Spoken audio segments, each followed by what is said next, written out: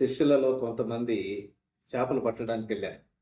చేపలు పట్టడానికి వెళ్ళినప్పుడు రాత్రంతా ప్రయాసపడ్డారట. ఒక్క చేప కూడా వారికి దొరకలేదంట. యేసుక్రీస్తు వారు ఒక్క మాట చెప్పగానే కుడి చేతికి వలయమనగానే చాలా చేపలు పడ్డాయి. ఎందుకు? ఈ విషయం చాలా మందికి అర్థం కాదు. ఎందుకు యేసుక్రీస్తు చెప్పగానే చేపలు పడినాయి? వాళ్ళు చేపలు పట్టడంలో చాలా నైపుణ్యం కలిగిన వాళ్ళు కదా, ఎందుకు పడలేదు? యేసుక్రీస్తు మాటే అద్భుతం. యేసుక్రీస్తు జీవితం అద్భుతం. యేసుక్రీస్తు పుట్టుక అద్భుతం.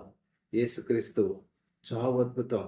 యేసుక్రీస్తు పునరుద్ధానము అద్భుతం. కాబట్టి ఆయన మాట మాత్రం సెలవిమ్ము, అదిగో చనిపోయినటువంటి నా కుమార్తె లేస్తుంది అని చెప్పినప్పుడు, ఆ విధంగా మాట ద్వారా ఆయన చనిపోయిన వాళ్ళని బ్రతికించినటువంటి ఆయన మాట చేపలు విని ఉంటాయి. ఆ చేపలు మరి ఆయన మాట చెప్పాడు కాబట్టి మనం అదిగో వెళ్ళాలి. పారిపోయినటువంటి చేపలన్నీ ఒక దగ్గరికి వచ్చేసాయి.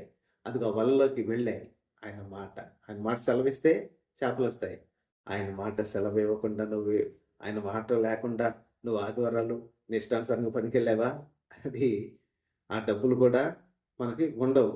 ఆయన మాట ఉంటే ఉన్నటువంటివి ఎక్కువ అవుతాయి. God bless you.